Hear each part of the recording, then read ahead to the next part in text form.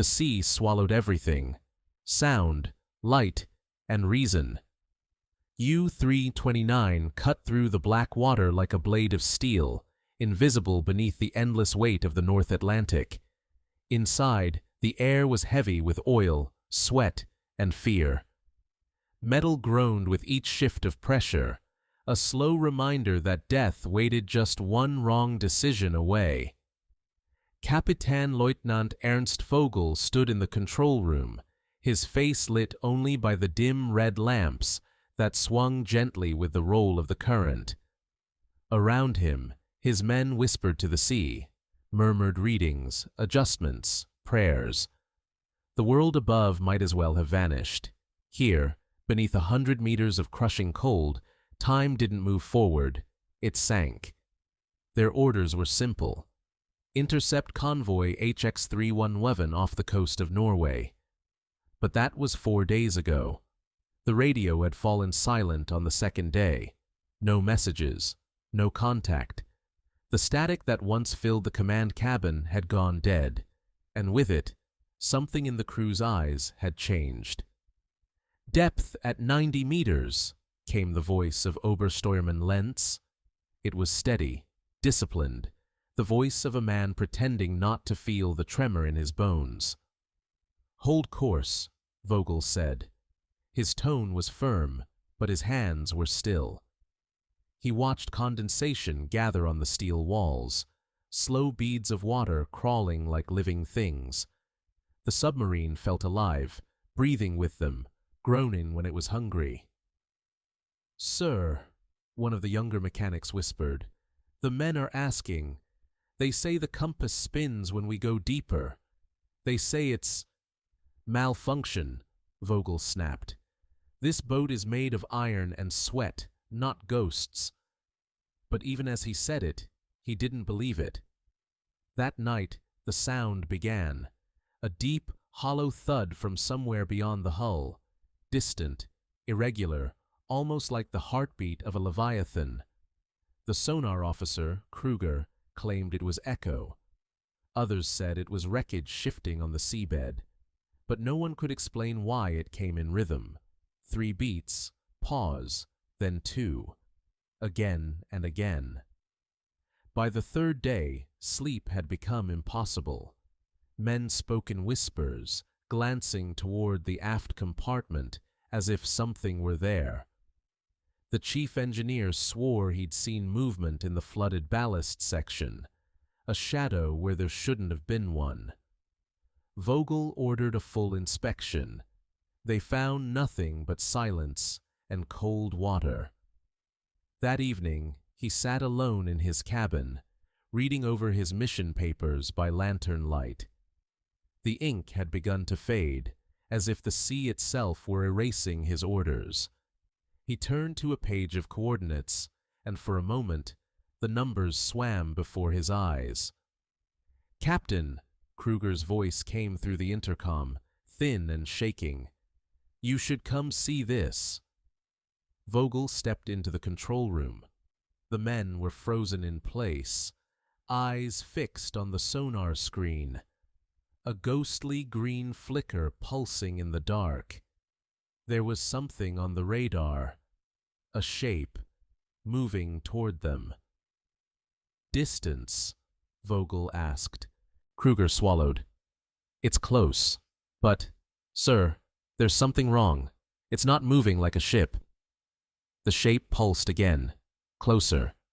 Vogel felt the air tighten around him, like the sea itself had taken notice. "Surface vessel?" Kruger shook his head slowly. "No, sir. It's below us." Vogel leaned closer to the display, his breath fogging the glass. The outline appeared again, long, sleek, unmistakable. A submarine. He blinked, disbelieving. The signature was almost identical. Depth, length, hull curvature. "Identify it," he whispered. Kruger turned pale. "Sir, it's U-329. For a moment, the control room was utterly silent, save for the slow creak of metal and the hum of the dying sonar. The captain stared at the screen, watching the phantom signal fade in and out, as if the ocean itself was mocking them. "That's impossible," he said finally, though the tremor in his voice betrayed him. Outside, the sea pressed closer, and somewhere in the deep, something answered. By the seventh day, reality had thinned like the stale air they breathed. The men's eyes had sunk deep into their skulls, gray crescents beneath them like bruises of sleeplessness. No one spoke above a whisper anymore. Even the clang of a dropped wrench sounded blasphemous in the tight belly of the boat. The metal hull pulsed faintly with the pressure of the deep, a heartbeat too slow to belong to the living. Vogel moved among his men like a ghost in a captain's coat. His voice had become quieter, the authority in it reduced to a brittle thread. He caught his reflection in the periscope once. Gaunt, eyes rimmed red, and for a moment he didn't recognize the face staring back. He touched the metal, and the glass fogged as if something on the other side had exhaled. The sound came again later that night, the same rhythmic pounding against the hull. Not random, intentional. 3 beats. Pause. 2. Then again. The same code. The engineer, now trembling with exhaustion, began scratching the pattern on the wall like a prayer he couldn't stop repeating. Some men laughed at him, others copied him. Soon the steel corridor was dotted with carved marks, like tally lines in a cell.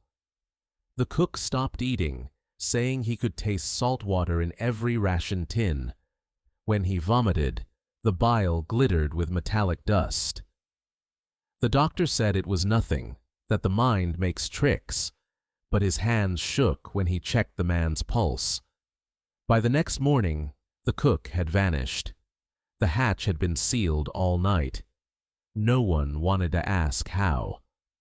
When Kruger turned on the sonar again, the ghost signal returned. But this time, it wasn't just an echo. It moved around them.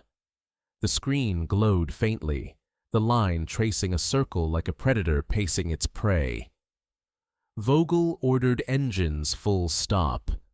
The hum of the motors faded, leaving them floating in pure silence. For a heartbeat, nothing. Then, beneath them, something enormous shifted. The hull groaned, rivets straining. Men covered their ears, as if the sound could pierce bone. The light flickered and died. For 10 seconds there was only the dark, and in that dark, a whisper. Not a word, not a voice, but the suggestion of one, sliding through the steel like breath through lungs. When the power returned, half the gauges read 0, and water had begun seeping through the aft hatch seam, just a trickle, steady as a pulse. The chief begged Vogel to surface, to break free from whatever madness the deep had trapped them in. But the captain only stared at the sonar display, the faint green ghost still circling. His orders had become a mantra. Maintain depth, maintain position, wait for signal. Yet everyone knew the signal would never come. The radio operator had stopped pretending days ago. He simply sat with the headphones on, eyes closed, mouthing words to static. Once, when Vogel touched his shoulder, he whispered, "They're still calling, sir, but not for us."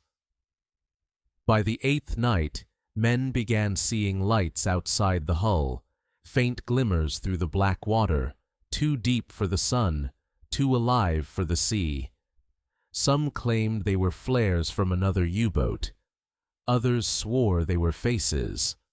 One man reached for the periscope and screamed, clawing at his eyes until the doctor pulled him away. He said he saw their own boat reflected in the lens, but it was already rusted, covered in barnacles, windows shattered. Vogel locked him in storage, where he sang old marching songs until his voice cracked.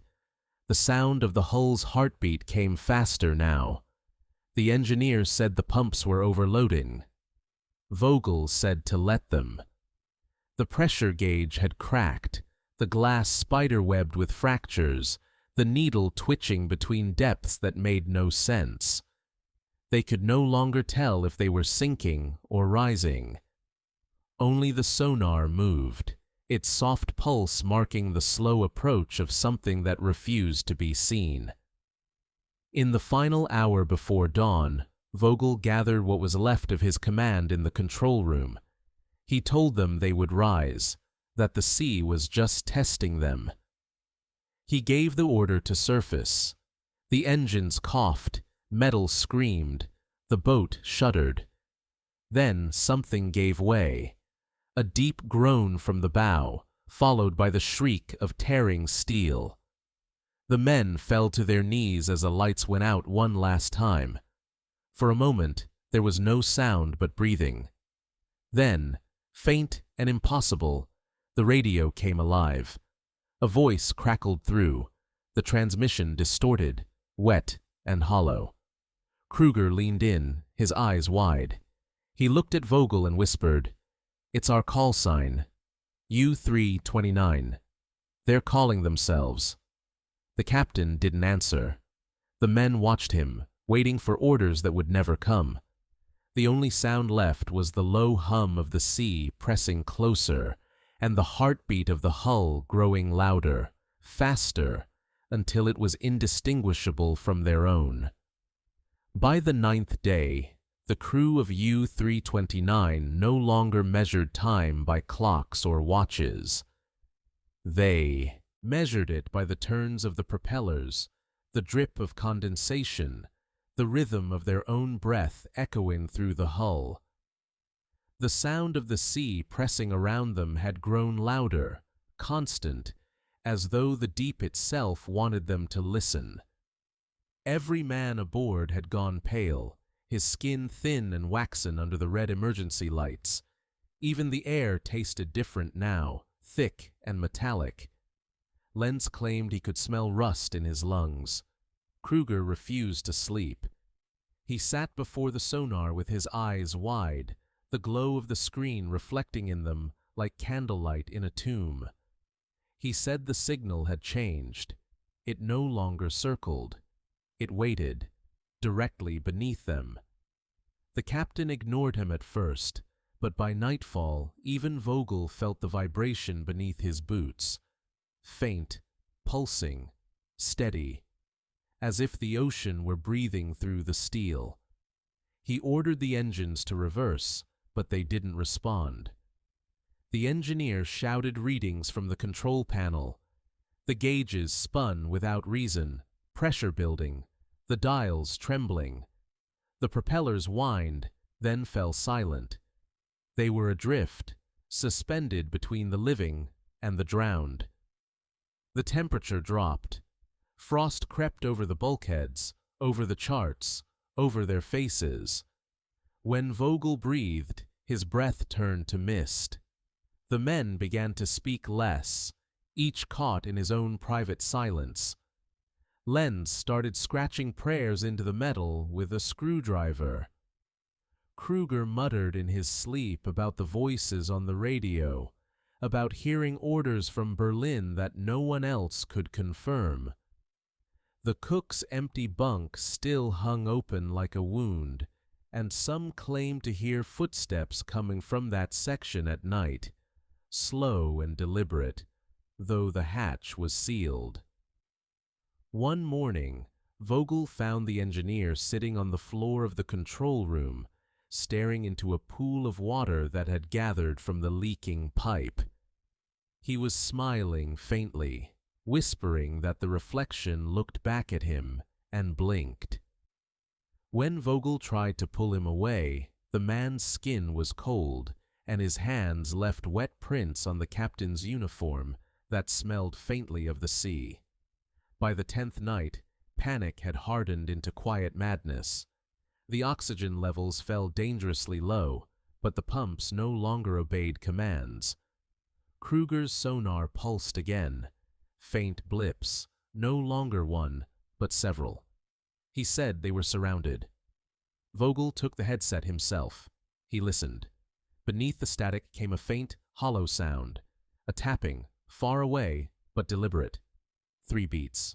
Pause. 2. It came from every direction now, surrounding them like a cage.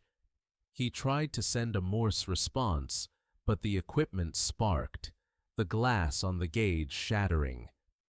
The radio operator screamed that the frequency had reversed, that the signal wasn't coming in. It was going out, transmitting their position to no one.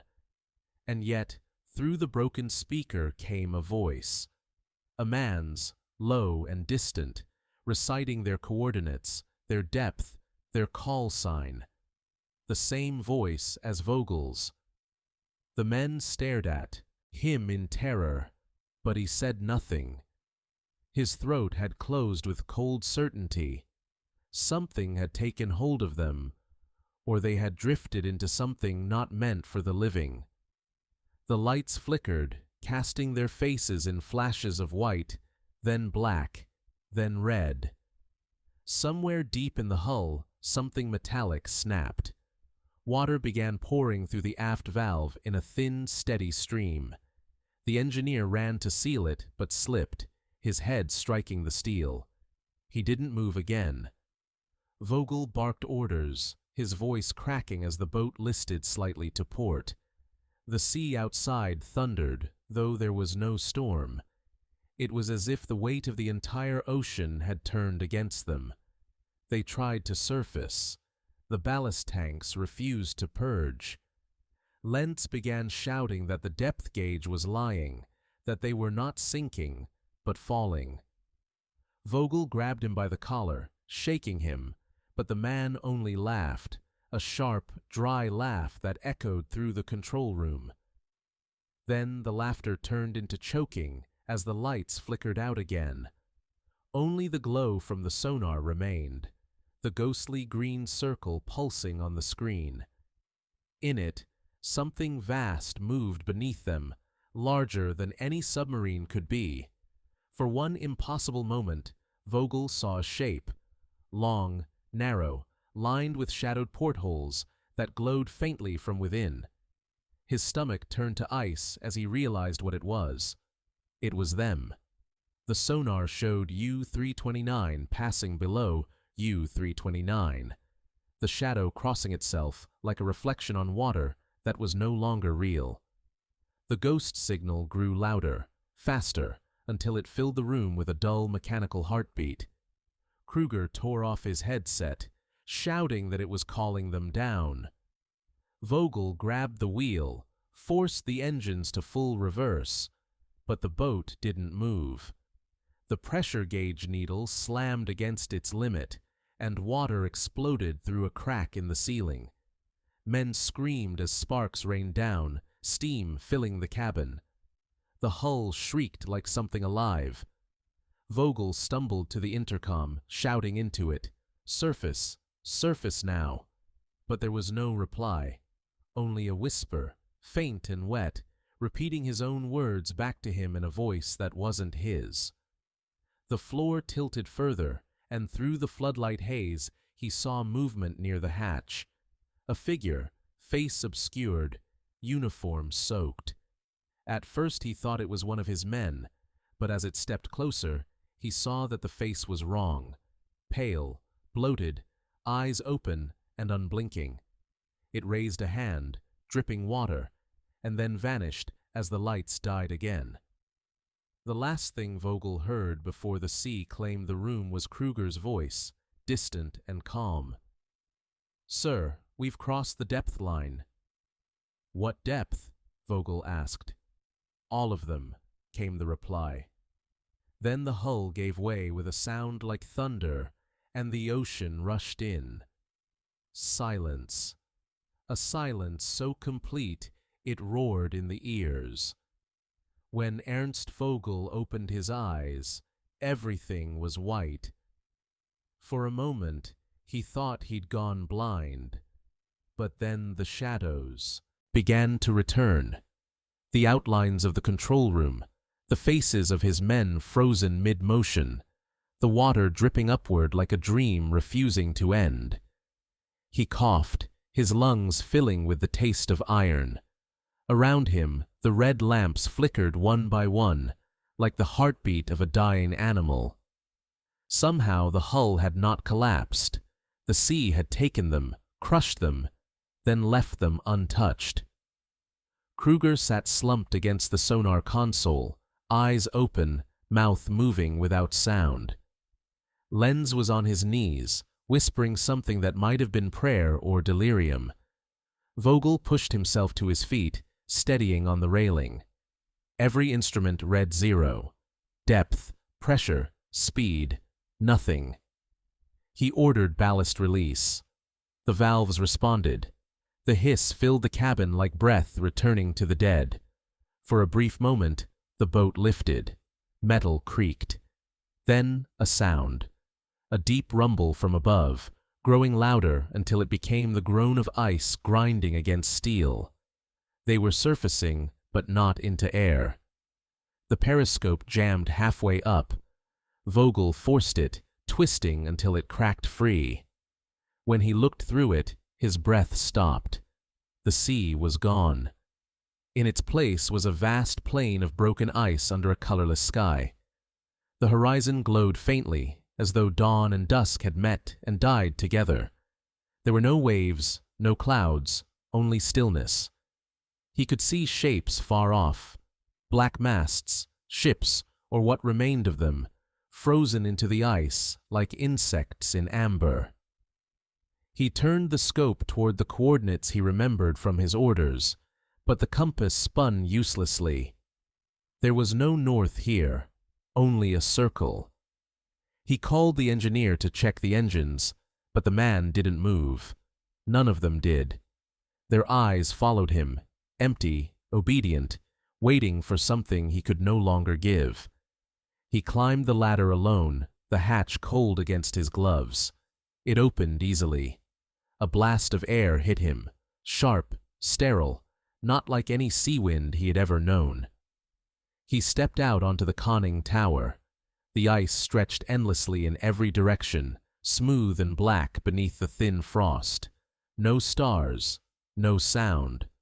Only the faint echo of the engines turning below, even though no one was at the controls. A single shape lay ahead. Another U-boat, half buried in the ice, its numbers just visible beneath a coat of frost. He wiped at them with a gloved hand. U-329. The deck beneath him groaned. He climbed down onto the ice, the surface holding under his boots, but vibrating faintly with each step. The air shimmered slightly, like heat mirage, though the cold bit at his face. The closer he walked to the other submarine, the more wrong it looked. The steel was warped, the periscope bent at an impossible angle. Through a crack in the hull, he saw movement, a flicker of light, then faces pressed against the glass from within. His faces, his men, alive and moving behind the frost, staring out at him with the same confusion he felt. One of them raised a hand to the window. It was Kruger. Vogel stumbled back. The ice beneath him cracked. A low moan rippled through the plane like thunder from the deep. He turned toward his own boat, but it was already fading, not sinking, but dimming, its edges blurring, as if the world no longer remembered it existed. He ran, shouting orders that vanished in the wind. When he reached the tower, the ladder was gone. Only smooth metal remained where the hatch had been. He pounded on it until his fists bled, but there was no sound. From somewhere behind him came the tapping again. 3 beats. Pause. 2. He turned slowly. The second U-boat's conning tower glowed faintly, its periscope trained directly on him. For the first time, Vogel felt something colder than fear. Recognition. They had surfaced, yes, but not where the living surface. The sea had traded them, mirrored them, placed them in the reflection of their own deaths. The ice split beneath him, a dark crack spreading outward with the sound of tearing paper. Water glimmered beneath, black, still, infinite. He could see lights deep within it, tiny pinpoints pulsing in rhythm with the sonar he could no longer hear. He understood then that the sound was not a warning, but a welcome. He looked down into that darkness and saw the faint glow of another U-boat sinking slowly, its lights fading, its men still moving behind the glass. His men. Himself. The captain stood at the edge, snow drifting like ash around him, and whispered the final order he would ever give. Hold course. Then he stepped forward, and the sea closed over him without a ripple. Inside the ice, the tapping continued, slow, patient, eternal. Weeks later, the sea gave something back. A fishing trawler from Bergen reported striking debris in the North Sea, twisted metal, a section of a hull bearing the faint black numerals U-329. The piece was lifted from the waves like a relic, its edges clean, uncorroded, as though it had been submerged for hours, not decades. The Naval Command logged the find, filed it among hundreds of other wartime ghosts, and forgot it. But the engineers who examined the fragment swore the paint was fresh. They found no barnacles, no salt scoring, no sign of rust. Just perfect, untouched steel. In a cold storage room of the Hamburg archives, a clerk named Reinhardt opened a classified folder marked U-329, lost 1944 North Atlantic. The report inside was brief. Last contact 03:17 hours, 11 March. Engaged convoy HX-311. No survivors. Below it, a note dated 2 years after the war. Unverified radio transmission detected, 12th April 1951. Frequency 13.4 MHz. Identification U-329. Message: hold course. The transmission had been dismissed as interference, yet the recording still existed. A faint, hollow voice buried in static. Years passed. The ocean changed, but some coordinates did not. In 1968, a British research sub scanning the seabed near Trondheim picked up a sonar echo, a cylindrical object at a depth of 300 meters. When they approached, the reading flickered and split, as if the signal itself were being bent. The pilot reported a strange resonance in his headset, a faint tapping, rhythmic, deliberate. The same pattern. 3 beats. Pause. 2.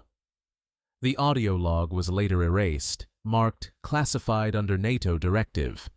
The coordinates were quietly redacted from the official record. Ernst Vogel's name appeared nowhere again.